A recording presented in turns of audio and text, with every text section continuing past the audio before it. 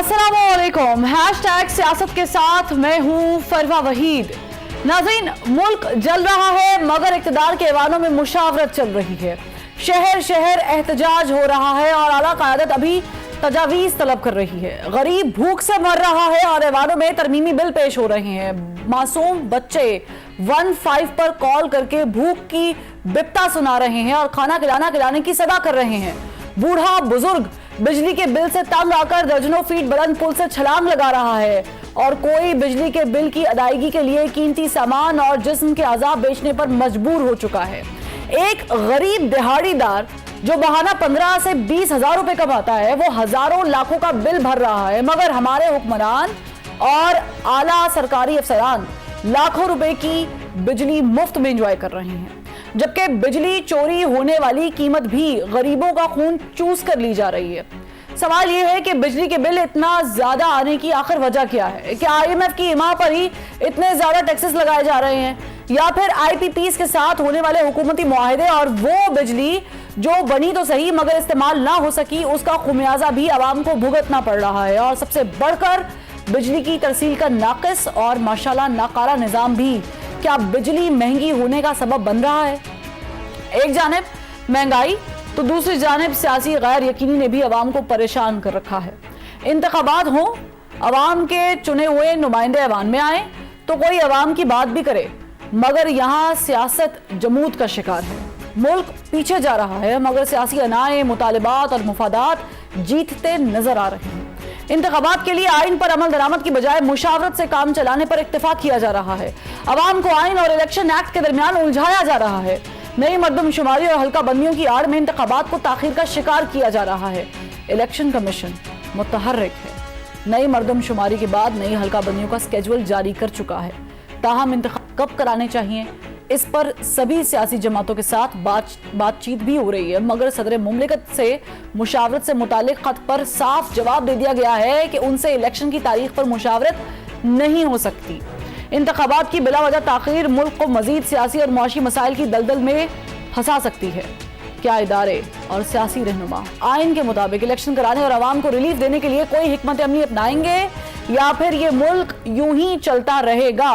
इस पे बात करेंगे। हमें ज्वाइन किया है सीनियर एनालिस्ट शौकत पराचा साहब ने, इनके साथ साथ सेनेटर डॉक्टर अफनानुल्लाह मुस्लिम लीग नून के सीनियर रहनुमा ये भी हमें ज्वाइन कर चुके हैं। दोनों का सर बहुत शुक्रिया कि आप लोगों ने वक्त निकाला। सियासत में तो गुफ्तगू ज़ाहिर है कि हम करेंगे। अफनानुल्लाह साहब, मैं आपसे आगाज़ करना चाहती हूँ कि आप लोगों ने 16 महीने हुकूमत की, आप लोग आए, आप लोगों ने सियासत कुर्बान की रियासत के लिए, लेकिन जब आप जा रहे थे तब आप लोगों ने अवाम पर पेट्रोल बिल गिराया। अब जब निगरान हुकूमत है जिनको आप इख्तियारात देकर गए हैं, आपकी असम्बली जो मौजूद थी वहीं से ये सारे पास हुए बिल्स और इख्तियारात बढ़े, उन्होंने भी कोई कसर नहीं रखी है। गरीब मर रहे हैं भूख से, बिजली के बिलों की अदायगी की वजह से। आप नहीं समझते कि 16 महीनों में आप बहुत कुछ बेहतर कर सकते थे, गरीबों की दुआएं ले सकते थे? जी बिस्मिल्लाह रहमान रहीम।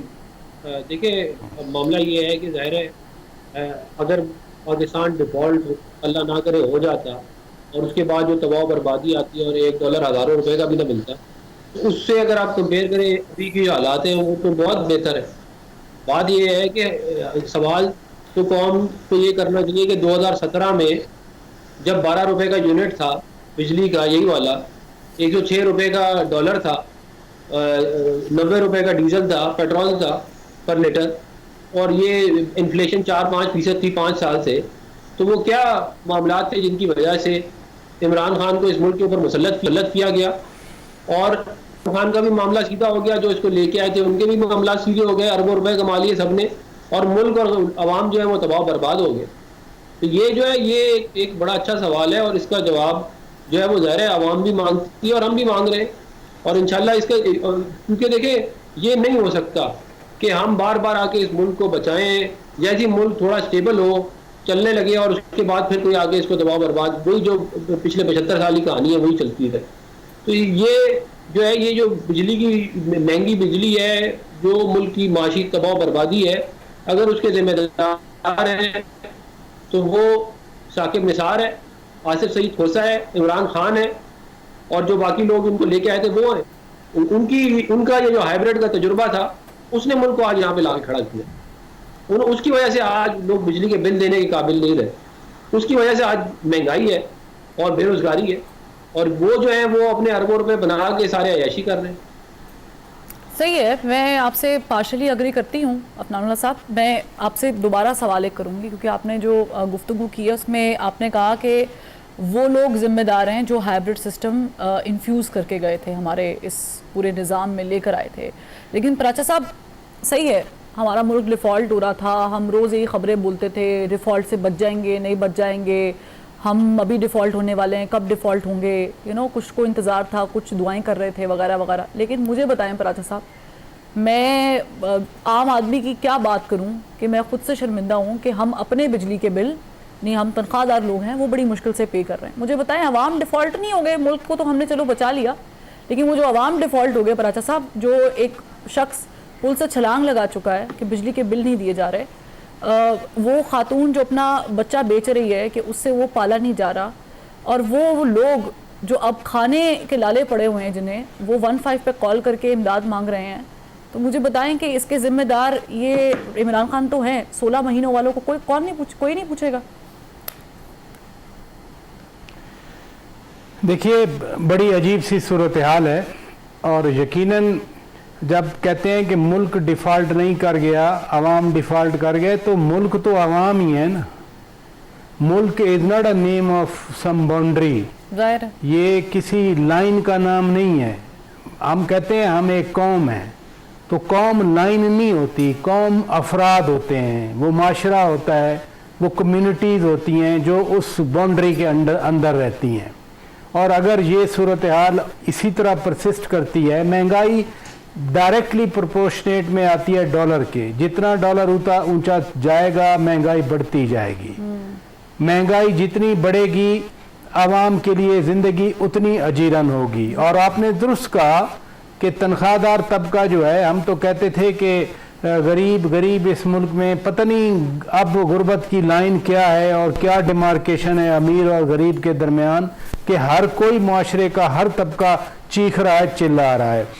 अब जो बात डॉक्टर साहब कर गए और आपने भी पार्शली एग्री किया, मसलन 3.5 साल पीटीआई की हुकूमत थी, लेकिन जिस तरीके से पीटीआई की हुकूमत से उनको निकाला गया और उनको उठा के बिठाया गया, किसी ने सवाल किया कि आपकी 3.5 साल कारकर्दगी कैसी रही?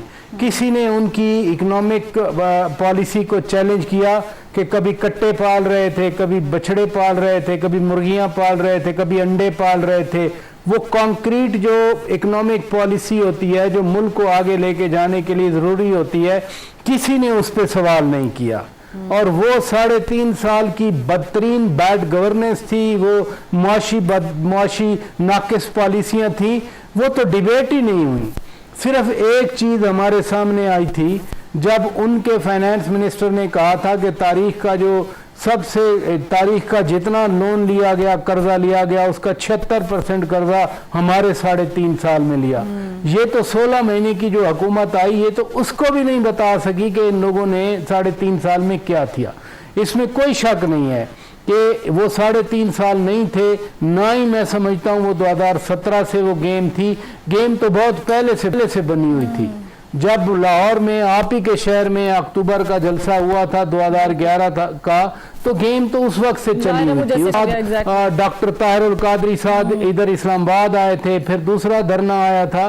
तो जो इस मुल्क की जो बुनियादें खोखली की गई, वो तो उन गेम्स की वजह से की गई। आज तो वो जो फल था वो पक रहा है, और इस बदशक्ल तरीके से वो पक रहा है, इतना अगली वे से पक रहा है, जिसकी कुछ मिसालें आपने दी। वो सिर्फ बिजली के बिल थोड़े हैं, एक चीज़ सामने है, बाकी हर चीज़, कोई चीज़ आप मार्केट में लेने जाएं वो लगता है कि बिजली का करंट लगा हुआ है हर चीज़ में। ये तो फिर सबको मिलकर कलेक्टिवली इसका हल निकालना है। निगरानों पे डाल दिया जाए, ना जिनके पास पैसे हैं ना जिनके पास अख्तियार है। जाते जाते ये 16 महीने वाली हुकूमत भी ऐसी कानून साजी करके गई कि वो कुछ भी नहीं कर सकते। वो मुआशी मैदान में, माली मैदान में वो कुछ फैसले नहीं कर सकते। इसलिए प्रॉब्लम, अगर हम कहें कि आज जो आपने कहा, गुज़श्ता रोज़ भी मीटिंग हुई थी, आज भी मीटिंग होनी, कल भी काबीना का इजलास है, वो क्या कर लेंगे? क्या IMF से जा वापस जाएं, उनके पास रजू करें IMF से कि खुदा के लिए हमें कुछ सब्सिडी देने दें? क्योंकि सादा फार्मूला 2+2 का है कि आपने अगर उधर से पैसा निकालना है तो पैसा कहाँ से निकालना है, आपने एडजस्ट कैसे करना है। ये सारा जो है वो IMF का प्लान है। IMF कोई ऊपर से कुल्हाड़े नहीं लेके खड़ा हुआ। जो आपने आपकी फैक्ट शीट है वो यही फैक्ट शीट देखते हैं कि पैसे अगर आप सब्सिडी के लिए निकाल रहे हैं तो कहाँ से पैसा आ रहा है, वो कुछ है नहीं उधर। तो ये प्रॉब्लम मैं नहीं सच्ची बात है समझता कि ये निगरान हुकूमत की पहली बात तो ये है कि उनकी जिम्मेदारी भी नहीं है, दूसरा ये है कि उनके पास अख्तियार भी नहीं है। लेकिन प्राचा साहब, मैं थोड़ा सा इसमें एक कमेंट अपना ऐड कर लेती हूँ। मेरे लिए आप दोनों काबिल एहतराम है और मैं भी इसी मुल्क की सिटीज़न हूँ और हम भी सेम पाथवे से जा रहे हैं, गुजर रहे हैं, सभी इस दुख में बराबर के शरीक हैं। लेकिन मैं अगर इनसे सवाल नहीं करूँगी प्राचा साहब, मैं अभी डॉक्टर साहब से सवाल नहीं करूंगी या कोई और पॉलिटिशियन मेरे सामने आ जाए जो इक़्तिदार में रहा है, चाहे वो ख्वाह PTI का है, नून लीग का है, पीपल्स पार्टी का है, तो मुझे बताएं मैं वहाँ तो सवाल नहीं कर सकती जहाँ आपने इशारतन बात की है और जहाँ सैफ नानुल्लाह साहब कह रहे हैं कि कौन लेकर आए। तो हमने तो उन्हीं को ही पकड़ना है जो हमारा वोट लेकर ऊपर बैठे हैं ऐवानों में, या जो हमारा सिस्टम चला रहे हैं, जो अमेंडमेंट्स करते हैं, जो तरामीम करते हैं, जो लॉ पास करते हैं, लेजिस्लेशन करते हैं। लेकिन मुझे अफनान साहब ये अफसोस के साथ कहना पड़ रहा है, आपको मेरी बात शायद गिरा गुजरेगी, लेकिन इन 16 महीनों में आपने नैब तरमीमी बिल तो पास कर लिए, आपने और तरह तरह के बिल पास कर लिए, एक्ट पास कर लिए, लेकिन जो नहीं किया वो अवाम की गुर्बत के ऊपर किसी ने बिल पास नहीं किया। किसी ने ये नहीं देखा कि जो लाइन लॉसेस हो रहे हैं उसको रिकवर करने की भी कोई पॉलिसी हो सकती है। हम जा रहे हैं, ठीक है, आप लोगों ने सियासत कुर्बान की है सर, लेकिन मैं भी हक बजानिब हूँ ये पूछने में कि आपने गरीबों के लिए कौन सा बिल पास किया है? कोई टैक्स का ऐसा निज़ाम आप लोगों ने मुतारिफ कराया है? इसहाक डार साहब ने कोई बेहतरी की है मौशी तौर पे कि वो जाते तो कम से कम उन लोगों के साथ तो ज्यादती ना होती जो आगे आधे मरे हुए हैं, वो तो मुकम्मल मर रहे हैं। देखिए, जो हमने पिछले 16 महीने जो है वो दिन रात इस मुल्क को डिफॉल्ट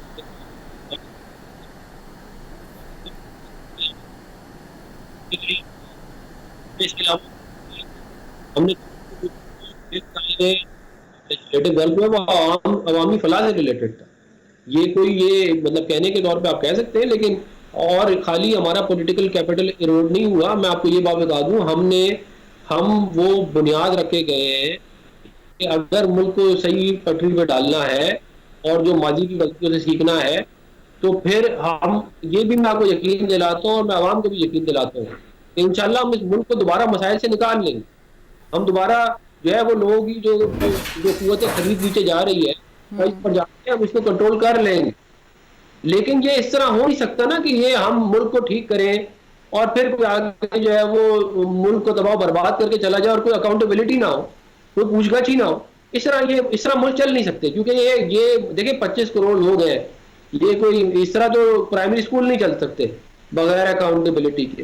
तो ये आवाम तक ये बात पहुंचाना बहुत जरूरी है कि कौन लोग जिम्मेदार थे, किन लोगों ने ये सारा कुछ किया, किन लोगों ने अपनी इकॉनमियां ठीक कर ली और मुल्क की इकॉनमी तबाह बर्बाद कर दी।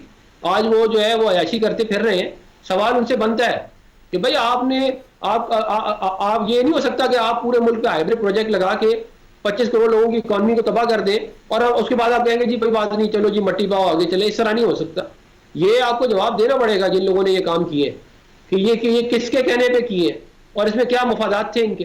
सर 16 महीने छोटा सा सवाल कर लो, 16 महीने आपकी हुकूमत रही है, आप लोग नाम भी लेते रहे हैं, मैं नाम नहीं लूंगी इस पे अभी कि किस किस का नाम आप लेते रहे हैं। आप लोग पकड़ते, उनकी अकाउंटेबिलिटी करते, किसी ने की नहीं, हाथ ही नहीं डाला किसी ने। देखिए हमने अकाउंटेबिलिटी की है इस मुल्क के अंदर। परवेज मुशर्रफ के खिलाफ किसने केस चलाया, किसने देखे ना। आप एक बात समझे कि जब मियां मोहम्मद नवाज शरीफ साहब को हटाया गया वज़ारत उज़्मा के ओहदे से तो किधर था मीडिया, किधर थी आवाम। ये जो डाका तो उस वक्त पड़ा पाकिस्तान के ऊपर।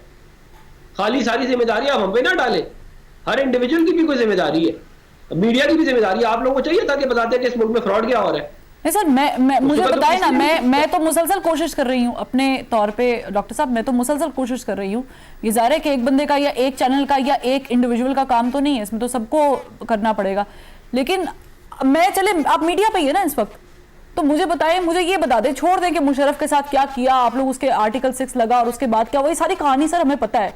मुझे बताएं अभी 16 महीनों में जिन लोगों के आप नाम ले रहे थे और अभी नाम ले रहे हैं, इनको आप लोगों ने पकड़ा क्यों नहीं, किसने रोका था? करते अकाउंटेबिलिटी, निकालते देखिए, पैसा, हर लगाते चीज़- गरीबों पे। हर चीज का देखें एक टाइम होता है, और आपको हर चीज का रिजल्ट नजर भी नहीं आता। पीछे बहुत सारे काम हो रहे होते हैं, आपको तो रिजल्ट नजर आता है, उसके पीछे बहुत सारा बैकग्राउंड वर्क होता है। हम इस मुल्क के अंदर अवाम की हुक्मरानी की, जमहूरियत की जो जंग है वो हम ही लड़ रहे हैं। बात तो ये है कि खाली हमारा खून जाएगा इसमें, सवाल तो ये है, या किसी और ने भी इसके अंदर कुर्बानी देनी है। हम तो खड़े हैं अपनी जगहों पे, हमने अपना पॉलिटिकल कैपिटल भी खराब किया है, हमारी लीडरशिप सारी जेलों में भी गई है, हमारे पे झूठे केसेस बनाए गए हैं, हमें बदनाम किया गया है, हमने तो अपनी कुर्बानी दी है। सवाल तो ये है कि बाकी लोग कहाँ हैं। ये तो आज जब लोगों को तकलीफ हो रही है, लोग बिल मिला के उठ रहे हैं, तो लोग कह रहे हैं कि क्या हो गया। ये इसकी बुनियाद तो 2017 में जो है वो बनाई गई थी, आज तो फल लग गए हैं इसके, और आज जो हम करेंगे उसकी बुनियाद आगे आगे, उसका फल आगे आगे खाना पड़ेगा। ये भी मैं आपको बता दूं। तो अगर आज भी हम अपने काम ठीक कर लें, मैं आपको देखें, ये मुल्क अल्लाह ताला इस मुल्क को क़यामत सलामत रखे, और अल्लाह ताला ने इस मुल्क में बड़ा पोटेंशियल रखा है। लेकिन ये इस तरह मुल्क चलते नहीं है, तमाशे लगा लगा के, कभी हाइब्रिड निज़ाम, कभी कोई निज़ाम। ये इस तरह मुल्क नहीं चल सकते, इस तरह तो प्राइमरी स्कूल नहीं चल सकते।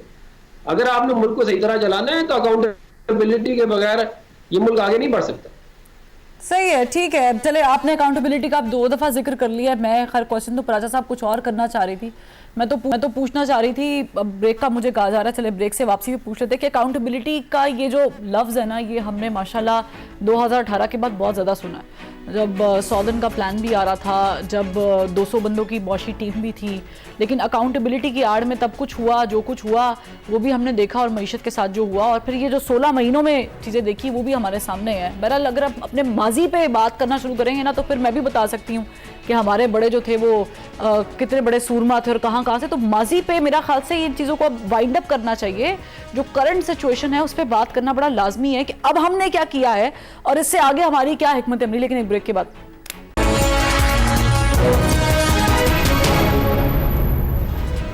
Welcome back. पराचा साहब, ठीक है, जो हो गया सो हो गया। ये तो खैर मैं नहीं कह सकती, लफ्ज़ों में आसान काम है, क्योंकि बार बार रह के अपना माजी याद आता है। कभी नून लीग वालों को, कभी पीटीआई वालों को, कभी पीपल्स पार्टी वालों को, सबको ही आता है कि हमने ये करना था, ये हो गया, ये ना होता तो ऐसे होता। अब जो हो गया वो हो गया। मुझे बताएं, जो ये इतनी मुफ्त बिजली इस्तेमाल की जाती है, सरकारी अफसरान को इतने यूनिट माफ़ होते हैं, मतलब उसमें सारे ही सेक्टर्स, मैं किसी का क्या फर्दन नाम लूँ, सभी शामिल हैं। अब हमें ख्याल आ रहा है कि हमें उन्हें मुफ्त बिजली नहीं देनी चाहिए थी। ये काम अगर नून लीग जाते हुए कर देती, थोड़ा सा कुछ ऐसा काम कर देती कि जिसपे वक्ती तौर पे तनकीद तो होती, शायद ब्यूरोक्रेसी नाराज भी हो जाती, लेकिन आवाम खुश हो जाती, तो क्या चीज़ें आज बेहतर ना होती। और ये जो हो रहा है, जो बिजली इतनी महंगी हो गई, बिजली का इसलिए बात कर रहे हैं क्योंकि ज़ाहिर है कि सर बिजली भी तो इस्तेमाल करनी है लोगों ने। आगे गैस नहीं आनी, सर्दी है, हीटर तो ऑन कर नहीं सकते, तो मैं नहीं कर सकती, तो मैं किसी गरीब बंदे से क्या एक्सपेक्ट करूँगी वो कर सकता है। तो बिजली जो रही सही थी वो भी गई। तो ये IPPs वाला मसला है इसलिए बिजली महंगी है, IMF वाला मसला है इसलिए बिजली महंगी है, ये हमारी को कोताहियाँ हैं। फरवा बात सीधी है। अगर 2500 अरब रुपए का गर्दशी कर्जा है, सर्कुलर डेट है, तो उसमें 13 अरब के करीब ये मुफ्त बिजली है। अब इसकी आप बना लें कितनी परसेंटेज है, यानी अगर फ़र्ज़ किया आप 13 अरब की बिजली ना दें, मुफ्त ना दें, 13 अरब ले लें, तो 25 अरब में से 13 अरब है क्या चीज़। ये हमें एक दूसरे रास्ते पे लगाने के लिए कि ओहो वो 13 अरब खा गए और बाकी जो है ना, ये जो प्रॉब्लम का क्वांटम है वो बड़ा ह्यूज है। लाइन लॉसेज जो हैं, और जहाँ बिजली के बिल नहीं देते, बिजली तो वो इस्तेमाल करते हैं, प्लस बिजली चोरी होती है। कुंडे कोई गांव वालों ने सिर्फ नहीं लगाए होते, हर शहर में हर जगह पर उन्होंने अपना फिक्स किया होता है। तो जो असल प्रॉब्लम है स्ट्रक्चरल, उसको तो नहीं देखा गया उस चीज़ को। अब एक हमें ट्रक की बत्ती के पीछे लगा दिया गया कि जी वापडा वाले मुफ्त बिजली इस्तेमाल करते हैं। मैं नहीं कह रहा, मैं जस्टिफाई नहीं कह रहा, ज़रूर लेना चाहिए। जब मैं और आप पे कर रहे हैं और एक गरीब आदमी पे कर रहा है, तो फिर वापडा का जो अफसर है उसका क्या, कोई ऊपर से तो वो नहीं आया, या जैसे रेलवे वाले अफसरान हैं उनको मुफ्त टिकट मिल जाते हैं, नहीं होना चाहिए। ये एग्जाम्पशन ख़त्म होनी चाहिए। लेकिन इसके बावजूद भी मैं ये बात इसलिए करना चाह रहा हूँ कि बिजली वाला मामला बहुत बड़ा मामला है। इसमें कभी तवज्जो नहीं दी गई। दूसरी जो एक इस सदी की पहली तिहाई में मसला था लोड शेडिंग है, उस वक्त भी हम देखते थे लोग सड़कों पे होते थे। फिर उस अर्जेंसी में 2013 के बाद ये जो पावर प्लांट्स लगवाए गए, कोल पावर प्लांट्स भी लगे, वो उस जो डेफिसिट था, जो गैप था, उसको फिल करने के लिए लगाए गए। और आज हम बैठ के अगर क्रिटिसाइज करें तो हमें वो तनाजुर भी ध्यान में रखना चाहिए जब लोग इसी तरह से सड़कों पे होते थे। जनाब आबिद शेर अली साहब फैसलाबाद में पता नहीं वो सीने पे क्या क्या लगा के आते थे। उस जो कमी थी उसको पूरा करने के लिए वो भी पॉलिटिकल स्टंट था कि उस वक्त की पीपल्स पार्टी की गवर्नमेंट को खराब करना था।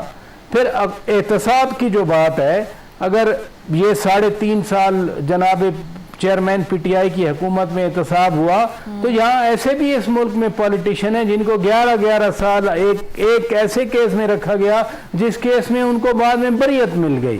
उस वक्त तो नैब तरमीम नहीं हुई थी जब वो कोटेकना SGS कोटेकना केस में उनको बरियत मिली थी जनाब आसिफ अली दरदारी साहब को। ये बेटर रियलिटीज हैं। ये डॉक्टर साहब ठीक कह रहे हैं कि उनको भी ज़हन में रखना है, लेकिन आप भी ठीक कह रही हैं कि अगर हम माजी में ही फंस जाएं तो अगले मसाइल का हल कौन निकालेगा। देखिए अर्जेंसी जो है, अर्जेंसी ये है कि लोगों के मसाइल हल किए जाएं। अर्जेंसी ये है कि ये जो अजाब आ गया, सिर्फ ये नहीं है लाइन लॉसेज या जो वापडा के लोग हैं उनकी बिजली बंद कर दें, टैक्स भी तो लग गया ना, नया टैक्स लगा ही नहीं बिजली के बिलों पे, क्योंकि हुकूमत के पास पैसे नहीं है। उन्होंने कहा चूंकि हर घर में जो है वो बिजली का बिल जाता है, जैसे पीटीवी का बिल हर कोई यूज कर रहा है, पीटीवी का लाइसेंस कोई नहीं बनवाता, वो उन्होंने कहा बिजली के बिलों में ही डाल दो।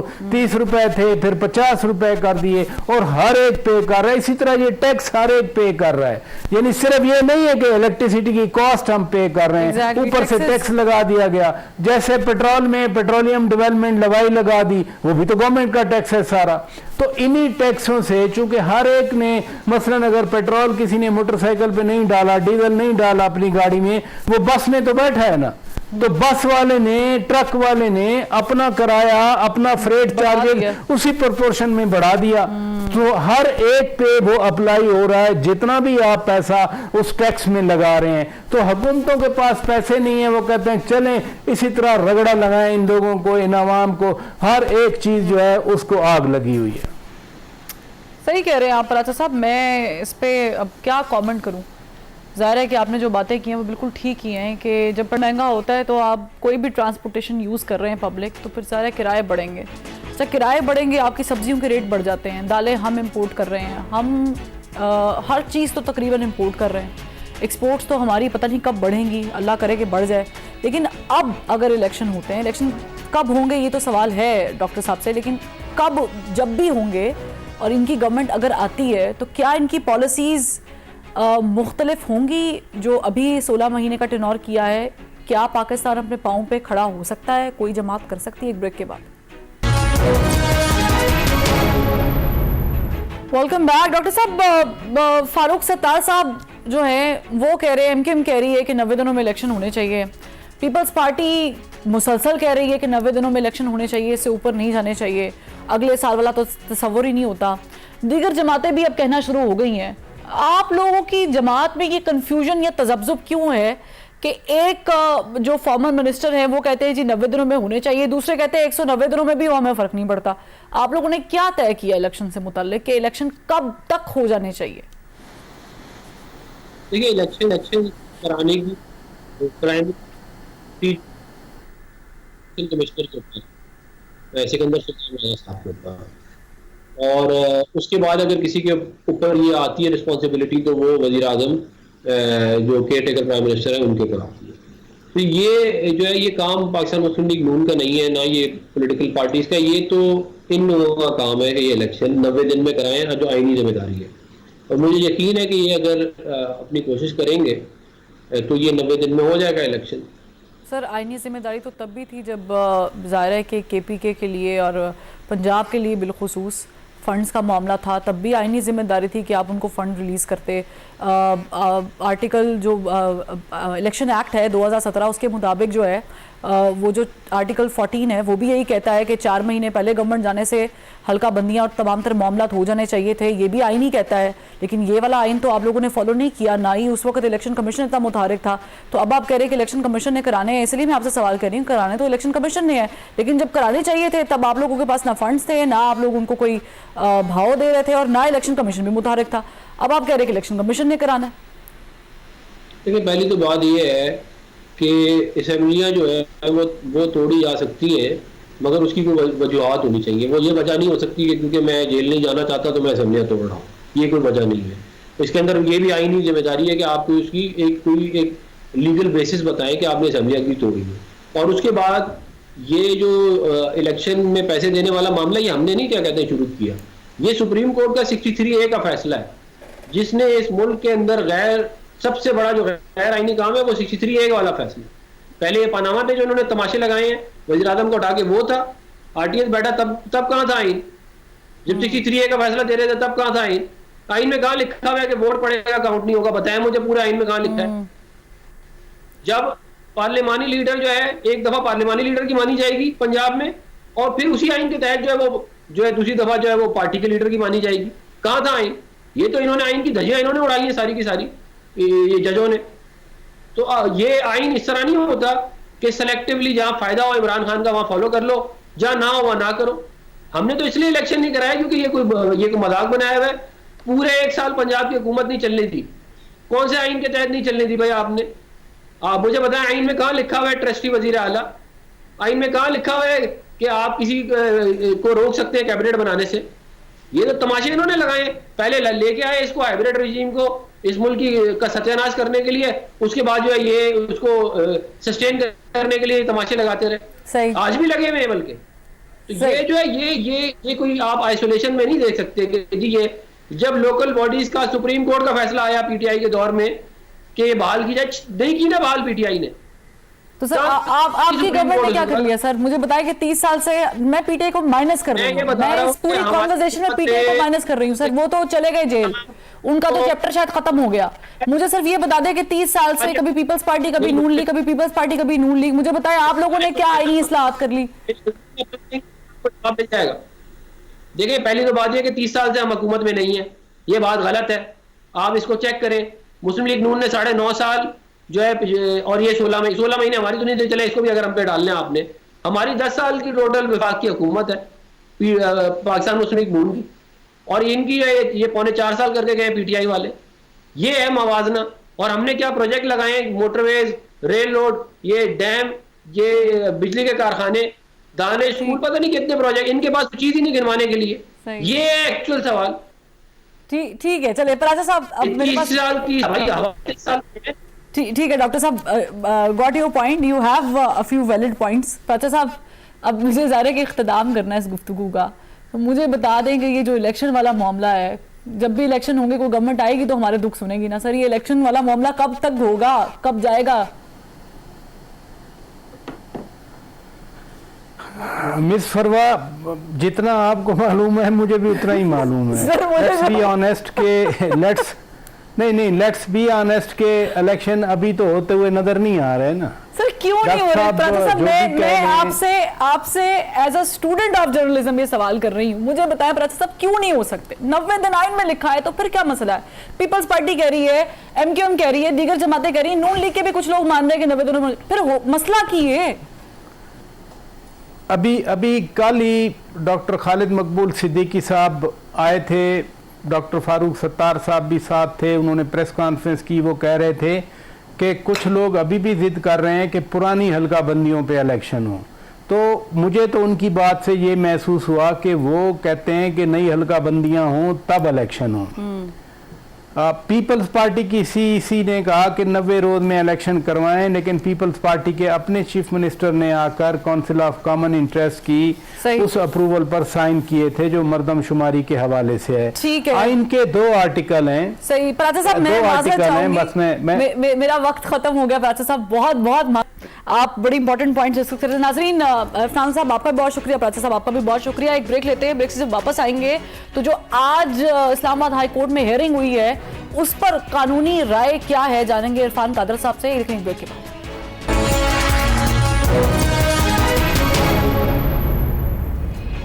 Welcome back. हमें ज्वाइन किया साबिक अटॉर्नी जनरल और माहिर कानून इरफान कादर साहब, बहुत शुक्रिया आपने हैशटैग सियासत के लिए वक्त निकाला। तोशा खाना का जो केस चल रहा है इस वक्त इस्लामाबाद हाई कोर्ट में, उसका फैसला जो है वो महफूज हो गया है, कल सुनाया जाएगा। वैसे तो जाहिर है केस पे बात नहीं करना बनती है क्योंकि ये केस जो है ऑलरेडी चल रहा है, लेकिन आपको लगता है कि किसी भी तरह खान साहब को इस केस में रिलीफ मिल जाएगा इस्लामाबाद हाई कोर्ट से? जी ये देखें, अब अदालत की सवाबदीद है और केस जो है वैसे वो खान साहब के खिलाफ जो है उसमें बहुत सारे स्ट्रॉन्ग पॉइंट्स हैं और खान साहब की तरफ से जो मेन इशू उठाया गया वो ये उठाया गया कि ये फैसला बड़ी जल्दी में किया गया और उनको अपॉर्चुनिटी ऑफ हियरिंग नहीं दी गई थी और उनके 4 गवाह जो थे उनको एविडेंस लीड करने की इजाज़त नहीं दी गई थी।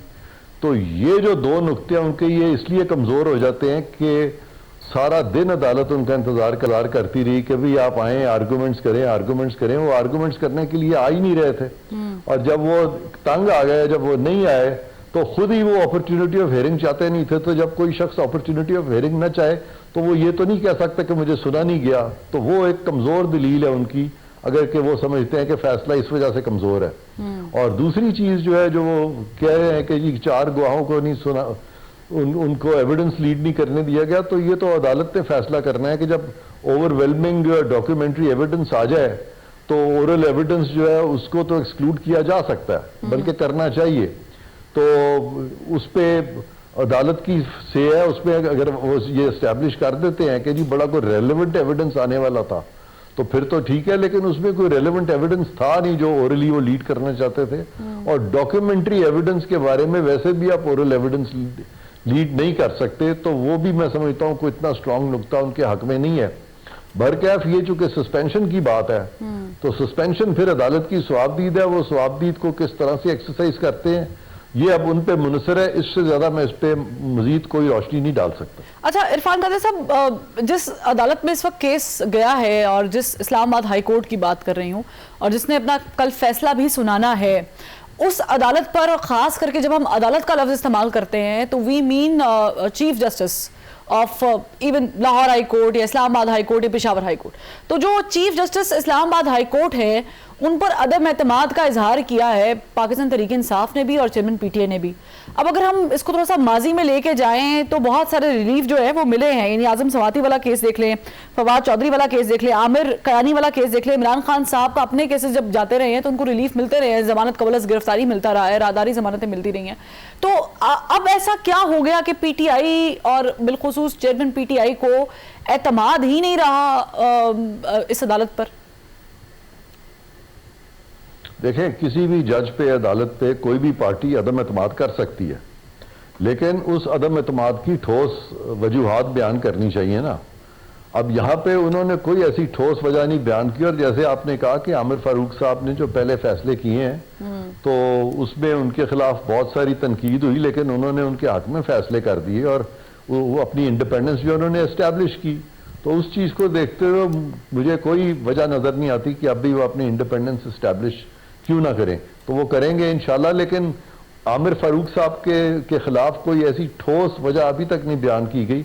जिस तरह चीफ जस्टिस ऑफ पाकिस्तान के बारे में ये यानी तहफ़्फ़ुज़ात का इजहार किया गया कि उनका टिल्ट एक पार्टी की तरफ है, क्योंकि उनके ब्रदर जजेस ने ये बात की है कि वो बेंचेस अपनी मर्जी से बना रहे हैं। उन्होंने कहा कि ये 1 मैन शो है। उन्होंने कहा कि जी ये जो पिक एंड चूज हो रहा है बेंचेस में जजेस का, ये नहीं होना चाहिए। तो वो तो आवाज़ें सुप्रीम कोर्ट के अंदर से उठ रही हैं, तो वहां तो कोई भी ये पॉइंट ले सकता है। लेकिन यहाँ पे चूंकि इस्लामाबाद हाई कोर्ट के अंदर से कोई आवाज़ नहीं उठी चीफ जस्टिस जो आमिर फारूक है उनके खिलाफ, तो मैं समझता हूँ कि अगर पीटीआई के कोई तहफ़्फ़ुज़ात हैं तो उसमें ठोस वजूहात बयान करनी चाहिए और उनको चाहिए था कि वो ये ठोस वजूहात बयान करके तो जज साहब को कन्विंस करने की कोशिश करते, ना कि वहाँ पे ये नारेबाजी करते। नारेबाजी करके किसी को बेंच से हटाना वो तरीका बिल्कुल गलत है। अच्छा, यानी चले आवाज़ें अंदर से तो नहीं उठी हैं लेकिन बाहर से एक पार्टी मुसलसल आवाज़ उठा रही है अगेन कि उनको ज़ाहिर है कि कुछ बुनियादी चीज़ें बतानी पड़ेंगी या कोई प्रूव करना पड़ेगा कि उनको अदम एतमाद क्यों नहीं है। लेकिन इरफान कादर साहब, सुप्रीम कोर्ट भी एक दरवाज़ा है जिसको पीटीआई ने पहले खटकाया, उसके बाद इस्लामाबाद हाईकोर्ट में मामला आया, आपको लगता है कि वो दरवाजा अभी भी उनके लिए वेलकमिंग है या खुला हुआ है? हाँ, अपेरेंटली तो वो दरवाजा यानी खुला तो हुआ है उनके लिए, लेकिन बड़ा अनप्रेसिडेंटेड चीज हुई है सुप्रीम कोर्ट में कि मामला हाई कोर्ट में चल रहा है, तो उनको इसी बात पे वो जो उन्होंने दरवाजा सुप्रीम कोर्ट का खटखटाया है, वो जो criminal petition for leave to appeal है, सुप्रीम कोर्ट को चाहिए था अब तक वो डिसमिस कर देता। लेकिन वहां भी हम देखते हैं कि हम ख्याल जजेस को मिला के तो एक बेंच की तश्कील दे दी गई है, तो सुप्रीम कोर्ट का जो भी फैसला होगा उसकी लेजिटिमेसी जो है वो फिर क्वेश्चनेबल होगी। तो इसलिए मैं समझता हूं कि वो अगर स्टेज आई तो जो भी डिसीजन सुप्रीम कोर्ट का आएगा बहुत सारी वजूहात की बिना पर वो कंट्रोवर्सी का शिकार रहेगा। अच्छा, एक और मामला चल रहा है इरफान कादर साहब, वो है साइफर वाला मामला, जिसपे जाहिर है कि मुकदमा भी दर्ज हो चुका है। आप इस केस को कितना स्ट्रांग देख रहे हैं अगेंस्ट पाकिस्तान तहरीक इंसाफ के चेयरमैन? देखें, कानून में एक चीज होती है जिसको कि लातीनी जुबान में हम कहते हैं रेस जस्टाए। रेस जस्टाए का मतलब है कि वो तमाम फैक्ट्स जिससे कि एक जाहिर होता है कि एक खास स्कीम के तहत कोई चीज की जा रही है या ये एक खास ट्रांजैक्शन के तहत ये चीज की जा रही है। तो यहाँ पे अगर आप 9 मई के वाकयात देखें और फिर ये जो साइफर का मामला है इसको भी उसके साथ अगर आप मिला के देखें तो डेफिनेटली एक अनप्रेसिडेंटेड कोशिश हुई जहां पे कि पाकिस्तान की सिक्योरिटी को खतरे में डाला गया। और चूंकि साइफर का मामला भी पाकिस्तान की सिक्योरिटी से मुंसलिक है, तो ये जो चीज है ये बहुत सीरियस चीज है और मैं समझता हूं कि इस पे बिल्कुल उनके खिलाफ केसेस बन सकते हैं, क्योंकि इससे पहले भी पॉलिटिकल पार्टीज जो हैं उनके डिफरेंसेस जरूर हुए हैं एस्टेब्लिशमेंट से, लेकिन ये कभी नहीं हुआ कि वो फौजी तनसीबात पे उन्होंने धावा बोल दें और सारे पाकिस्तान के हर शहर में, अहम शहर में या हर अहम शौनी में जाके तो धावा बोलें। ये एक अनप्रेसिडेंटेड चीज हुई है जिसको कि मैं समझता हूं कि रियासत के लिए बड़ा मुश्किल होगा कि इस पे वो खामोशी इख्तियार करें। अच्छा इरफान कादर साहब, ये जो हुआ, हम थोड़ा सा 9 मई से पीछे जाएं तो जाहिर है कि पीटीआई चेयरमैन इलेक्शंस मांग रहे थे। इलेक्शंस मांगने के लिए उन्होंने पंजाब और केपी की असम्बली तहलील की और इलेक्शंस की ना मिलने की वजह से ही लोग सड़कों पर आए। और ठीक है, ये बड़ा अनफॉर्चुनेट वाकया हुआ कि 9 मई वाला जो वाकया हुआ ये नहीं होना चाहिए था, हम ज़ाहिर है कि इसको कंडेम करते हैं। लेकिन उसके बाद जो सिचुएशन चेंज हुई है और अभी हमने देखा कि जब असम्बली तहलील हुई है, कौमी असम्बली, तो उस पर बड़ा मामला जो है वो लटकता हुआ नज़र आ रहा है। यानी कि सदर मुमलिकत ने इलेक्शन कमीशन को जो है, इलेक्शन कमिश्नर को वो बुलाया मुशावरत के लिए और कहा कि मैं आईनी हक रखता हूँ और सदर डेट भी दे सकते हैं। इलेक्शन कमीशन की तरफ से जो ख़त लिखा गया, इलेक्शन कमिश्नर की तरफ से ख़त लिखा गया, उसमें उन्होंने कहा कि हमें जो अमेंडमेंट हुई है 2017 की, तो उसके बाद जो है वो हम बाउंड नहीं हैं कि हम आपके साथ मुशावरत करें। आप इस मामले को कैसे देख रहे हैं? क्या सदर मुमलिकत एकदम से उठकर किसी दिन डेट दे सकते हैं और क्या उसकी पासदारी भी होगी? सबसे पहली बात तो यह है कि आपने ये जो कुछ फैक्ट्स बताए हैं कि पीटीआई ने असेंबली भी तहलील की और उनकी हमेशा से कोशिश थी कि इलेक्शंस हों, तो इसको मैं दुरुस्त करता चलूं कि पीटीआई की जो हुकूमत है ये एक मखलूत हुकूमत थी और जब तक तो उनकी मेजॉरिटी थी तब तक तो वो इलेक्शन की तरफ जाना भी नहीं चाहते थे। जब नो कॉन्फिडेंस आ गया तो उन्होंने नो कॉन्फिडेंस को रोकने के लिए वो एक तो नो कॉन्फिडेंस का जो प्रोसेस है उसको थ्वाट किया, जो कि एक अनकॉन्स्टिट्यूशनल चीज की, और उस पर सुप्रीम कोर्ट ने उसको गैर आईनी करार दिया और यहां तक कह दिया एक जज साहब ने कि इन्होंने आइन से खिलवाड़ किया, यानी कि आइन से फ्रॉड किया। तो उन्होंने इन अ वे कॉन्स्टिट्यूशन को सबवर्ट किया और फिर कॉन्स्टिट्यूशन को सबवर्ट करके तो असेंबली को तोड़ दिया, जो कि एक और बड़ी सबवर्शन थी। वो भी उन्होंने गलत किया, वो भी गैर आईनी सुप्रीम कोर्ट डिक्लेयर कर चुका है और एक जज साहब उसको भी फ्रॉड करार दे चुके हैं। Exactly. तो उन्होंने जब उनकी हुकूमत चली गई उसके बाद उन्होंने फिर असेंबलियां तोड़ने की कोशिश की पंजाब में और केपीके में, और पंजाब असेंबली जिस तरह से तोड़ी गई है उसमें जो भी रोल रहा है पाकिस्तान सुप्रीम कोर्ट का वो भी बड़ा मुतनाज़ रहा है, जिस तरह से कि हमजा शहबाज की गवर्नमेंट को गिराया गया और असेंबली को तोड़ा गया। तो लिहाजा वो सारा जो उनका जो कॉन्डक्ट था उसमें, जिसको हम अंग्रेजी जुबान में कहते हैं, ये लॉ की जुबान में कहते हैं कि इन्होंने ये तमाम जो कोर्स परसू किया था क्लीन हैंड्स के साथ परसू नहीं किया था, इसलिए उसकी कोई कानूनी हैसियत नहीं है जो भी उन्होंने एक तरीकाकार अपनाया था। अब रही बात इलेक्शंस की डेट की, तो इलेक्शंस की डेट ये जो पीसमील असेंबलियां तोड़ी गई हैं उसमें होता यह है कि केपीके की जो असेंबली थी जब ये टूटी जी। तो वो गवर्नर ने वो वजीर आला की एडवाइस पे अमल किया था, तो वहां पे तो ठीक है, वहां पे आप कह सकते हैं कि जी गवर्नर साहब जो है वो डेट देंगे वहां पे, लेकिन गवर्नर साहब वहां पे डेट इसलिए नहीं देंगे कि चीफ मिनिस्टर ने एडवाइस किया था। और जहां पे चीफ मिनिस्टर एडवाइस करते हैं और गवर्नर अपनी सवाबदीद में असेंबली को नहीं तहलील करते बल्कि चीफ मिनिस्टर की एडवाइस पे तहलील करते हैं, तो वहां गवर्नर डेट अपॉइंट नहीं करते। और उसकी वजह यह है कि आर्टिकल जो 48(5) है जो कि गवर्नर को भी अप्लाई उसी तरह करता है जिस तरह सदर को करता है, उसमें लिखा हुआ है कि असेंबली जब सदर डिसॉल्व करेंगे और उसमें वो वाली स्पीसीज जहां पे के वजीर आला एडवाइस करते हैं सदर को, उसको एक्सक्लूड कर दिया गया है, तो सिर्फ एक ही स्पीसीज रह जाती है और वो जो सदर अपनी सवाबदीद में असेंबली तोड़ते हैं। तो वहां पे सुप्रीम कोर्ट का फैसला गलत था केपीके में के गवर्नर को डेट देनी चाहिए, और ये भी सुप्रीम कोर्ट का फैसला गलत था पंजाब के बारे में कि सदर को डेट देनी चाहिए, और फिर बीच में सदर ने भी एक डेट दे दी थी जो कि वैसे ही कानून में लिखा ही नहीं हुआ, और उसके बाद फिर सुप्रीम कोर्ट ने खुद डेट दे दी थी 14 मई की। और मैंने जब वो फैसला आया था कह दिया था कि ये इंप्लीमेंट हो ही नहीं सकता क्योंकि ये गैर कानूनी फैसला है, और अगर मेरी बात गलत होती तो सुप्रीम कोर्ट इंप्लीमेंट करा लेता। सुप्रीम कोर्ट तो इंप्लीमेंट नहीं करा सका, लिहाजा अब जो सदर साहब ने नई बात की है और फिर डेट देने की कोशिश की है, तो ये जो कौमी असेंबली है ये भी सदर की सवाबदीद से नहीं टूटी, बल्कि ये असेंबली जो है ये वजीर आजम के मशवरे से तहलील हुई है, और सदर की सवाबदीद का मामला वहां पे आता है जहां किसी के खिलाफ नो कॉन्फिडेंस हो जाए, और नो कॉन्फिडेंस के बाद कौमी असेंबली का कोई भी मेंबर अक्सरियत लेने के काबिल ना रहे, तो सदर जब अपनी सवाबदीद में असेंबली तोड़ दें तो वहां पे वो केयर टेकर अपॉइंट भी करते हैं और वहां पे वो डेट भी देते हैं, लेकिन ये वो वाली सूरत हाल नहीं है।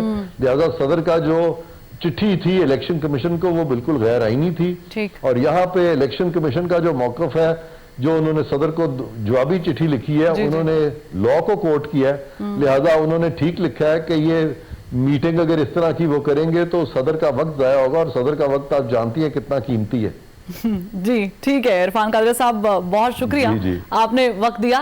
तो इरफान कादरी साहब के मुताबिक सदर मुमलिकत जो हैं वो डेट नहीं दे सकते इलेक्शन की, लेकिन इलेक्शन की डेट कौन देगा, कैसे देगा? इलेक्शन कमीशन ने ज़ाहिर कंडक्ट करा रहे हैं, इलेक्शन कमीशन ही डेट देगा। इलेक्शन कमीशन जो है वो बता रहा है कि हम 14 दिसंबर को ये मामला तमाम तर हल्का बंदियों के मुकम्मल करेंगे, उसके बाद डेट जाएगी। लेकिन क्या इलेक्शन मुल्क में इस साल छोड़ के अगले साल भी होंगे या नहीं, ये एक बड़ा सवाल है जिसको हम मुसलसल ढूंढने की इसका जवाब कोशिश कर रहे हैं। नाज़रीन, कल फिर मुलाकात करते हैं। अल्लाह हाफ़िज़।